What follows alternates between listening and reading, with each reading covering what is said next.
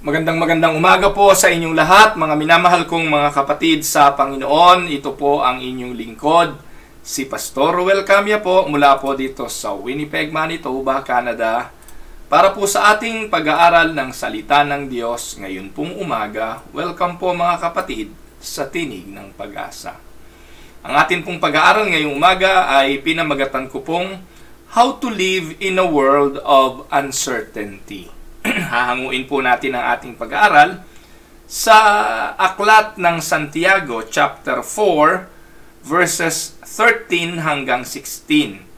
At gusto ko po na samahan ninyo ako, hindi lamang po sa chapter 4, we will extend it up to chapter 5. Sapagkat may mga mahahalagang paalala po si James or si Santiago sa bawat isa sa atin kung papaano tayo makakapamuhay sa mundong ito na punong-puno ng kawalang katiyakan. Now, the title again is How to Live in a World of Uncertainty. Samahan po ninyo ako sa talata at atin po itong basahin. Now listen, you who say today or tomorrow, we will go to this or that city, spend a year there, carry on business and make money. Why? You do not even know what will happen tomorrow. What is your life? You are a mist that appears for a little while and then vanishes. Instead, you ought to say, if it is the Lord's will, we will live and do this or do that. As it is, you boast in your arrogant schemes, all such boasting is evil. Pagpalain nawa ng Panginoon ang pagkabasang ito ng kanyang mga salita na sa araw na ito'y ating pagbubulayan. Dito po sa sulat ni Santiago, na kapatid po ito ng ating Panginoong Hesukristo, meron po siyang ipinapaalala sa atin na dalawang simpleng bagay. Una, life is uncertain. And pangalawa, how do we live in this uncertainty? Ang buhay daw po ay walang katiyakan. Paano tayo makakapamuhay sa isang buhay na walang katiyakan? Ito po ang ating pagbubulay-bulayan ngayong umaga at ito po nawa ang magturo sa atin papaano makakapamuhay sa kabila ng kawalang kasiguruhan. So yun po yung unang point na gusto ko pong pagtuunan ng pansin, life is uncertain. That is the first thing that James tells us, that life is uncertain. This is a very important truth na dapat nating maunawaan dahil po sa mundo natin ngayon, punong-puno ng kasinungalingan. At pinapaniwala tayo at inilalagay sa ating isipan na kung tayo matalino, disciplined enough, ay magiging maayos ang takbo ng ating buhay. Kung tayo magiging magaling, magiging mahusay, everything will be okay. Pero sa kabila ng lahat, ipinakikita po ng sulat ni Santiago ang isang katotohanan. Kahit gaano ka kagaling, kahit gaano ka kadisiplinado, kahit gaano ka kahusay, ang mundo ay walang kasiguruhan. Ito po ang binabanggit ni Santiago sa verses 13 to 14. Ang sabi po niyan, now listen, you who say. So, ang kausap po rito, yung mga nagsasabi. Makinig kayo, kayong nagsasabi. Today or tomorrow, we will go to this or to that city, spend a year there, carry on business, and make money. Why? You do not even know what will happen tomorrow. What is your life? You are a mist that appears for a little while and then vanishes. Mga minamahal na mga kapatid, we live under that illusion that we are in control. Pero sa Tagalog, ang sinasabi po rito ni Santiago, magsiparito, ngayon kayong nagsisipagsabi. Ngayon o bukas ay magsisiparoon kami sa gayong bayan at titira kami doon 1 taon at mangangalakal at magpapatubo. Kayo ngang hindi nakaalam ng mangyayari bukas, ano ang inyong buhay? Kayo nga'y isang singaw na sa sandaling panahon ay lumilitaw at pagdakay napapawi. So ito po yung paalala ni Santiago Kausap niya yung mga taong nag-think ahead. Yung mga nag-iisip ng ahead na nagpaplano ng ahead. Well, we live under the illusion that we are in control of our lives and that the right strategy, the right techniques, and enough discipline, then we will able to live the good life. Kaya nga po, nagpapakadaluhasa yung iba No? Inaaral, tinitingnan kung anong bagong teknolohiya, kung anong mabuting paraan ng pagninegosyo. Yung iba nga, kinokopya pa yung negosyo ng iba. Tinitingnan kung anong mapapakinabangan at matututunan nila sa negosyo ng iba. At ito ang ginagawa. Pero tandaan ninyo mga kapatid, gaano man tayo kahusay sa pagpaplano. Ano po? Ang sabi po, life is uncertain. In other words, we think we are in control of our lives. But James is telling here, we are not. Well, gusto ko rin po sabihin sa inyo, hindi naman dinidiscourage ni James ang planning. James is not saying that it is wrong to make plans. Hindi naman din po ganun ng Bible.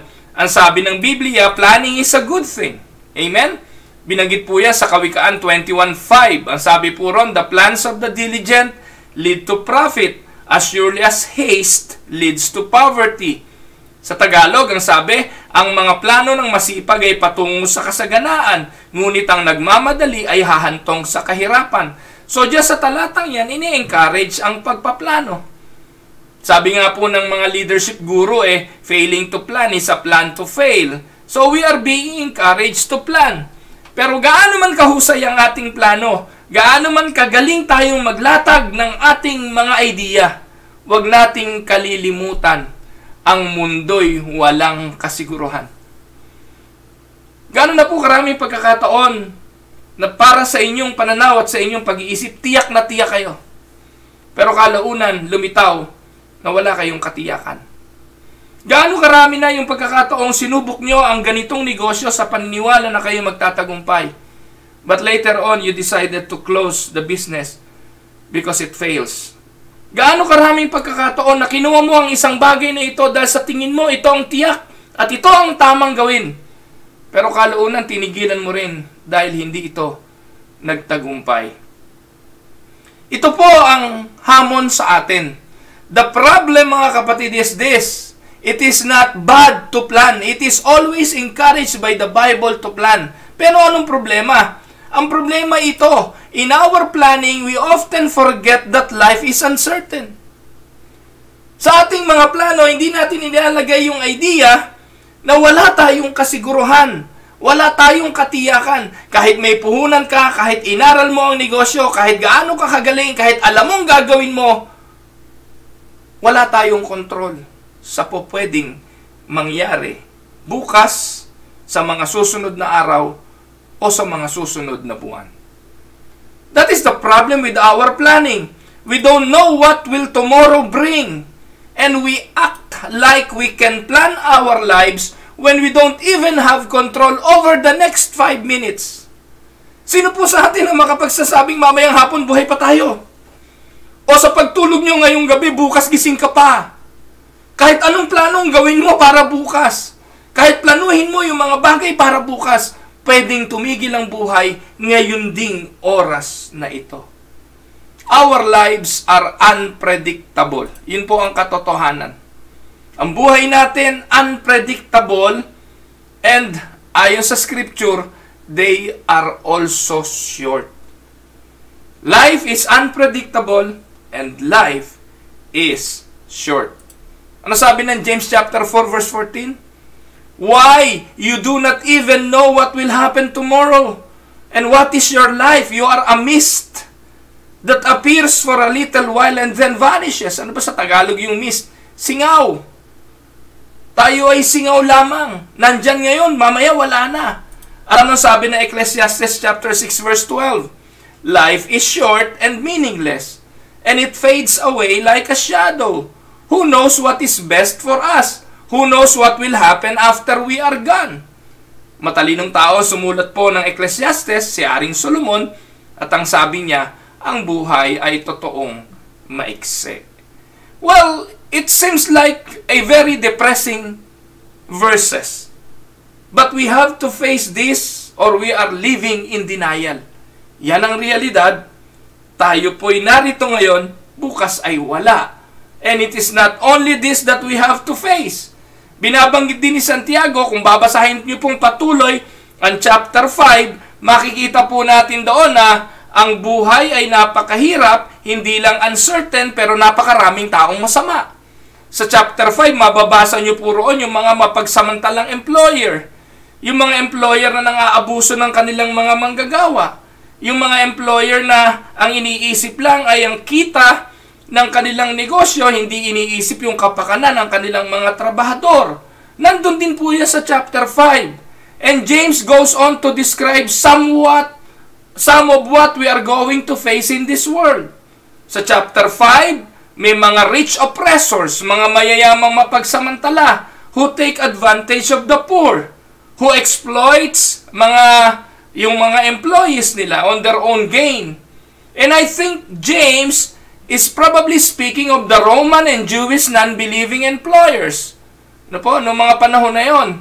And some of the people that would have read this letter would belong to the class of the day laborers during that time na siyang exploited by the rich. So makikita natin na hindi lang po uncertain ang buhay sa mundong ito, punong-puno pa rin po ito ng mga injustices. We live in a world in which wealth is unequally distributed and in which the rich can still take advantage of the poor. We still live in a world of injustice and inequality. Hindi naman pangako po yun ng Panginoon na in this world, life would be fair. Walang ganon. Ang sabi nga ng Panginoon, sa mundong ito, you will have tribulations. Ito ang paalala sa mga mananampalataya. Meron pong general level of suffering na binabanggit. Merong mga uncertainties. And in verses 7 to 20, kung atin pong babasahin, ano po? Sa James chapter 5, 7 to 20, James speaks to those in the church who are also suffering. Either in a general sense of suffering at kung ano-ano pang uri ng karamdaman. Kaya pagdating sa chapter 5, nandun po yung pananalangin sa mga may sakit.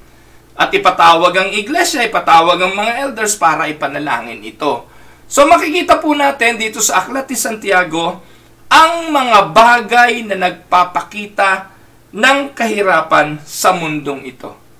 And if you are experiencing these things, these uncertainties in life, these injustices in life, at itong mga general problems like sickness or suffering, at yung mga kakulangan ng pangangailangan sa material na bagay, welcome to the world. Ito po yung mundong dinidescribe dito po ni Santiago. Now, ang atin pong thesis this morning ay ito: how can we live in an uncertain world? Paano tayo makakapamuhay sa mundong ito? As I look at this passage, nakita ko po na may 3 pieces of advice na ibinigay po si Santiago sa mga mananampalataya. At atin po itong huhugutin sa mga talata para atin din namang mapakinabangan. In this world of uncertainty, ano po ang dapat nating ginagawa? How to live in an uncertain world. 1, we need to remember, this is the first, that God is sovereign. We have already seen that James says that life is uncertain and it is short. So we can make plans, but we really have no idea what is going to happen in the next 5 minutes. So how shall we live then? Should we just go with the flow and refuse to make plans?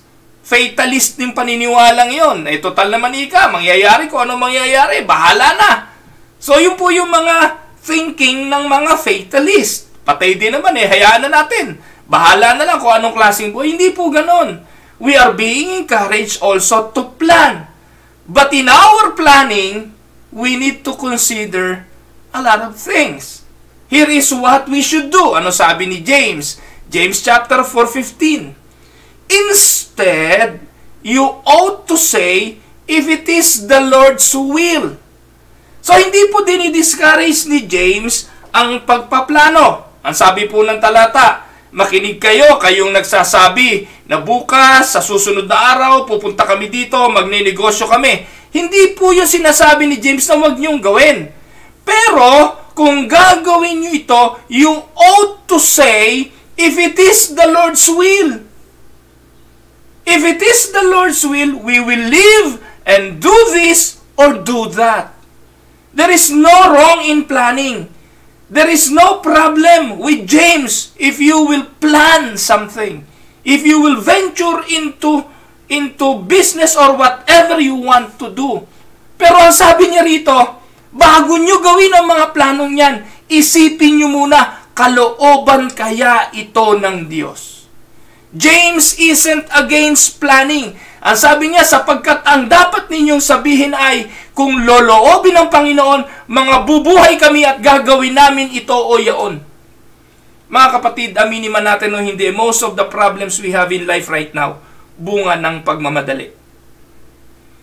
Most of the sufferings that we are experiencing right now, bunga ng padalos-dalos na desisyon, nang hindi man lang kinonsider, kalooban kaya ito ng Diyos. So, here we can see that James isn't against planning. But James says that our planning should always realize that God may have other plans. Amen? Minsan nakakapag-desisyon tayo, mag-resign sa trabaho dahil napikon lang tayo doon sa katabi nating kasamahan natin sa trabaho. But the thing is this the plan of God? Hindi kaya nilagay talaga ako ng Diyos sa lugar na ito para maging halimbawa ako sa buhay ng kasamahan kong ito? Para maging halimbawa ako sa kumpanyang ito? Para maging asin at ilaw ako ng kumpanyang ito? Para makita ang kaluwalhatian ng Panginoon sa buhay ko? Pero hindi.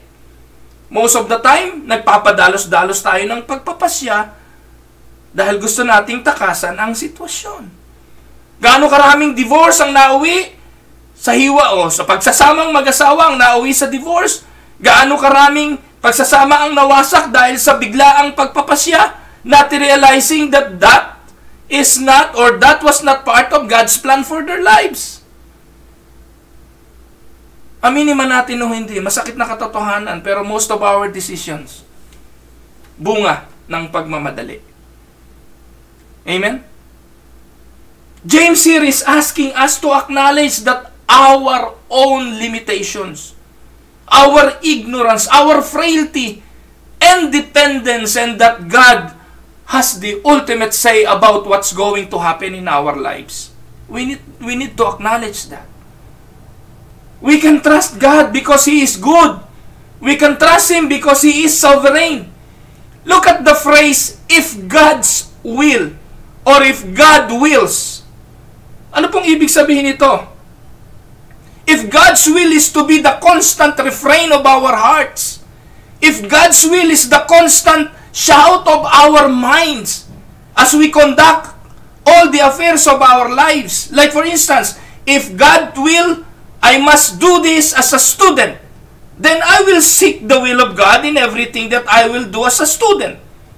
Like for instance, in choosing a partner, if it is God's will, I will go and marry or find a partner, or your future education, or every activities in your life. Kay bata, kay matanda, kay negosyante, kay nagtatrabaho, kay anuman ang ating buhay, ang idea ng paghanap ng kalooban ng Diyos, kung ito ang sigaw ng ating isipan at ng ating puso, palagay ko, mapapaayos tayo ng mga pagpapasya. All of us should have this heart attitude. If God's will. If only, it's only when we comprehend the sovereignty and goodness of God that we will be able to handle the things we cannot control. Ulitin ko, it is only when we comprehend the sovereignty and goodness of God that we will be able to handle the things we cannot control. Bakit? Because behind the seeming randomness of life is a God who is in control even when we aren't, even when life seems completely out of control. Pag hindi ganyan ang paniniwala niyo mga kapatid, mamumroblema talaga kayo sa buhay ninyo. Pero pag ang pinaniwalaan natin, hindi naman nagkakamali ang Diyos na to. Kahit gaano ka kagaling. Minsan kasi mas pinaniniwalaan natin ang husay natin, mas pinaniniwalaan natin ang galing nating magplano kesa sa kalooban ng Diyos. Huwag niyong kakalimutan mga kapatid, we are part of an eternal story that we don't control. Ang Diyos ang sumusulat ng ating kasaysayan. Huwag niyo pong paniwalaan na kayo ang gumagawa ng sarili ninyong kasaysayan. Pag hindi yan papayagan ng Diyos, hindi yan papayagan. Opo, ikaw naligaw Diyos sa babaeng yan na kasama mo ngayon. Pero kung hindi yan pinayagan ng Diyos, hindi ka iibigin yan. Amen? We are part of an eternal story. And we don't have control over that. Tandaan ninyo, pinayagan lang yan ng Diyos. At pinahintulutan niya ng Diyos, bakit? He is sovereign. He is in control. Behind the seeming randomness of life is the reality that God is in control. Let us never think we do control it. Let us understand that God is weaving. No? Siyang tumatahi. He is weaving together an eternal story. And we need to trust Him in the everyday details of our lives because of that. And that is the first way that we can handle uncertain times. That is the only way we can handle life's uncertainty, by trusting God, because our days are not uncertain to Him. Yes, to us, everything is uncertain. Pero sa Diyos, walang aksidente, walang random, everything happens because He allows it to happen. Amen? So, yun po yung una. Ano po? We need to realize that God is sovereign. That is the heart of the Reformed movement. That is the heart of the Reformed Church. That is the heart of the Reformed theology. Yung paniniwala, mga kapatid, na walang aksidente sa buhay. Na hindi ikaw ang kumokontrol. Hindi yung mga leader mo ang may kapangyarihan. Hindi yung mga propeta mo magsasabi kung anong nangyayari. Kung hindi ang Diyos ang siyang masusunod. Amen? Pangalawang bagay na ipinakikita sa atin ni Santiago sa kanyang sulat, how to live in an uncertain world. Second, trust in His justice. Na-establish na po natin to kanina. Na-establish na natin na sa mundong ito, talagang may mga pang-aabuso. Yung mayaman, mga abuso. Kung sino may pera, natalakay na natin yan kahapon, no? Yung issue ng pera, yung issue ng pag-iimbak, pag-iipon ng mga kayamanan. So, natalakay na po natin yan kahapon kung kayo pamilyar dito po sa Tinig ng Pag-asa. At most of the time, yun naman ang dahilan kung bakit nagpapakayaman ng iba, they want control. At ang nangyayari, kung sino yung maraming pera, siya yung makapangyarihan. Aminin man natin o hindi, maging sa simbahan, kung sino may pera, siya may boses. Kung sino yung bumili ng electric fan na marami, gusto niya, siya yung nasusunod. Paano gagamitin yung electric fan? So, ganun po yun eh.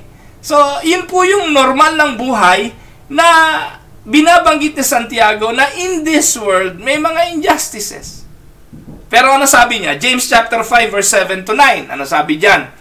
Mga kapatid, be patient. No? Sabi niya, be patient then, brothers and sisters, until the Lord's coming.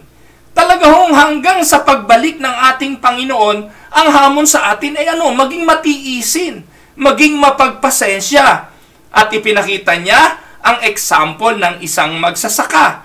See how the farmer waits for the land to yield its valuable crop, patiently waiting for the autumn and spring rains. You too, be patient and stand firm. Ito ang paalala ng leader ng simbahan sa kanyang mga kapatid. Ang leader ng simbahan sa kanyang mga pinangungunahan. Maging mapagtiis kayo, maging matiisin kayo, ang stand firm.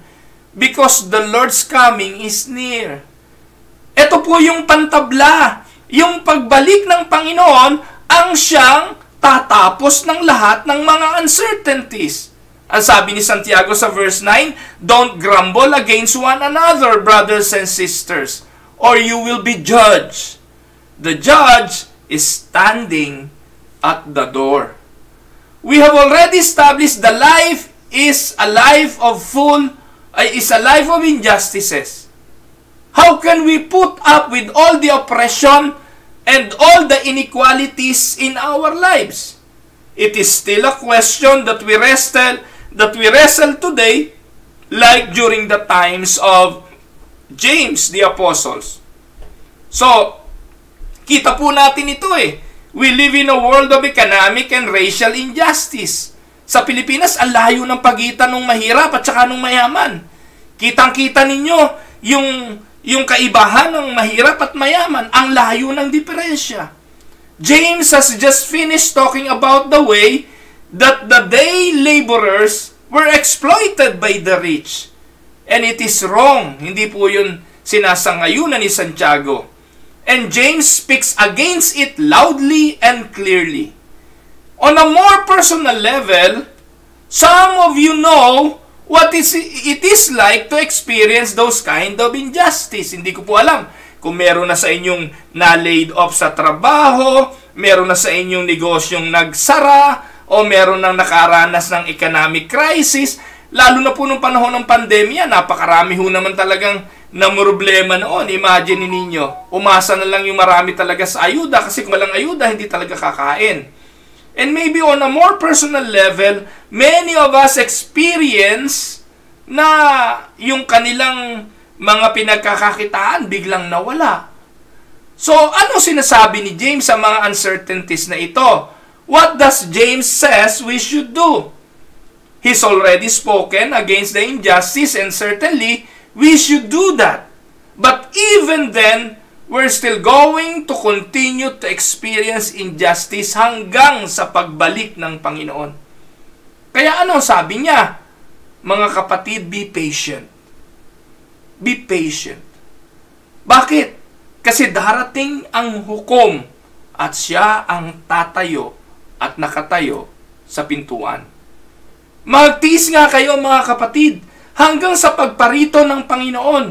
Narito, inaasahan na magsasaka ang mahalagang bunga ng lupa na may pagtitiis hanggang sa tanggapin ang ulang maaga at huli. Magtiis din naman kayo, pagtibahin ninyo ang inyong mga puso sapagkat ang pagparito ng Panginoon ay malapit na. Huwag kayong mga upasalaan, mga kapatid, laban sa isa't isa. Upang kayo huwag mahatulan, narito ang hukom ay nakatayo sa harapan ng mga pinto. Anong ibig sabihin nito? Mga kapatid, the justice of God is near. God will bring justice for the oppressed. He will stand against the oppressor. He will right all the wrongs. Every case of injustice will eventually be brought into His courtroom where justice will finally and completely be done. Sa mundong ito, minsan talaga hindi natin makakuha ang hustisya eh. Sa mundong ito, lagi tayong talo, lalo na kung ang kalaban natin ngayon malakas. No? Kaya nga po, mapagtagumpay ngayon si Tulfo eh. Kasi po si Tulfo ang takbuhan ng mga na feeling nila sila ay oppressed. Yung feeling nila sila ay napagsamantalaan kasi instant action yun eh. Kung pulis ang nang abuso, antimano, pasisibak. Kung employer ang nang abuso, automatic pagbabayarin. So yun daw po yung Tulfo justice. Pero gaano man kagaling si Tulfo sa paghatol at pagbibigay ng hustisya sa mga na-oppress, huwag nating kakalimutan, ang dakilang hukom ay padating at siya ay hahatol ng walang bias. He will right all the wrongs. Every case of injustice will eventually be brought into His courtroom, where justice will finally and completely be done. Amen?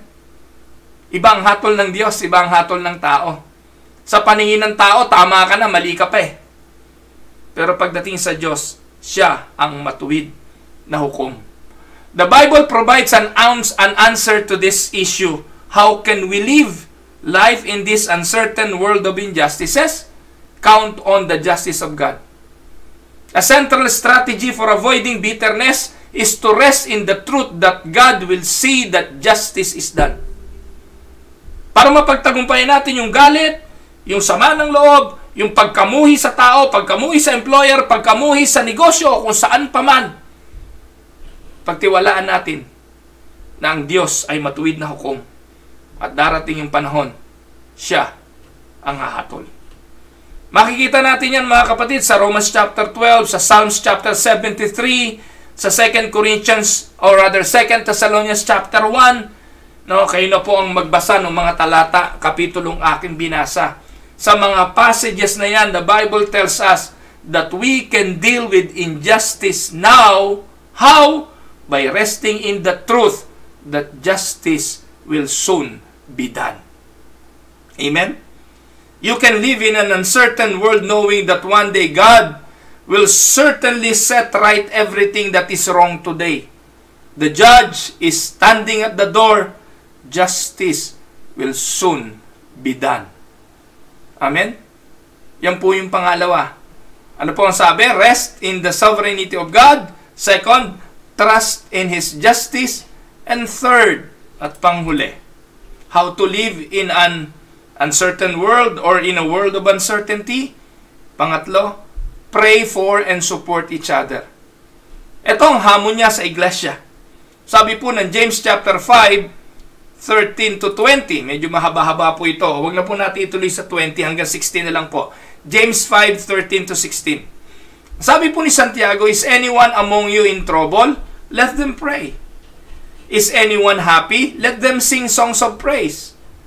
Is anyone among you sick? Let them call the elders of the church to pray over and anoint them with oil in the name of the Lord. And the prayer offered in faith will make the sick person well. The Lord will raise them up. If they have sinned, they will be forgiven. Therefore, confess your sins to each other and pray for each other so that you may be healed. The prayer of a righteous person is powerful and effective. What James talk about here cannot be done on Sunday service or morning worship only. What James is telling us here ay hindi gawain ng simbahan paglinggo. Pero ito po'y gawain ng mga mananampalataya sa araw-araw ng kanilang mga buhay. It means that we are in each other's lives, sharing our suffering, sharing our joy, praying for each other, walking with each other through good and bad times. Yan po yung Christian living ng mga mananampalataya. Kung meron ikang may problema sa inyo, let them pray. Kung merong natutuwa, umawit ng papuri. Kung merong may sakit, magpanalanginan. Hindi po yan araw ng linggo Kundi iyan yung panahon na lalabas na tayo sa ating mga simbahan. At pagkatapos, mamumuhay na tayo ng normal. At ang pamumuhay na normal ay nagdadamayan sa isa't isa. Nakikigalak sa kagalakan ng kapatid. Nakikipuri sa mga pagpupuri ng mga kapatid. Pag may problema ay nakikiisa sa panalangin. At kung may karamdaman ay nakikibahagi sa pagdamay. What James says should be blindingly obvious. Ano pong ibig sabihin diyan? We are going to get through life very well if we try to do it on our own. Ulitin ko, we are not going to get through life very well if we try to do it on our own. In the world of uncertainty, in this life of injustices, in the world where we can experience problems of some sort, we are not going to get through life on our own. We need the church. Amen? We need the help of our brothers and sisters. More specifically, we need a certain kind of church, a church in which we pray for and support each other. We need a church na tumutulong, dumadamay, nagmamalasakit, at nananalangin. Mga minamahal kong mga kapatid, life is uncertain. Now, how are we going to survive it? Tatlong bagay ang pinaalala ni Santiago. One, by remembering that God is sovereign. Two, by trusting His justice. And third, by praying and supporting each other. What is James saying? James is saying only the gospel can give us hope in an uncertain world. Only in the midst of a Christian fellowship, of a church, that we can survive the uncertainty of this world. Jesus rescues us from a life of randomness and uncertainty to a world in which we can know that God is for us and God is at work. Huwag nating kalilimutan. Life is uncertain, but we can survive life's uncertainty. Wala sa atin. Wala sa atin ang husay. Wala sa atin ang galing. Laging sa paniniwala, if it is God's will, it will happen. Amen? Ito po ang inyong lingkod, si Pastor Ruel. Pagpalain po kayo ng Panginoon. Magandang araw po sa inyong lahat.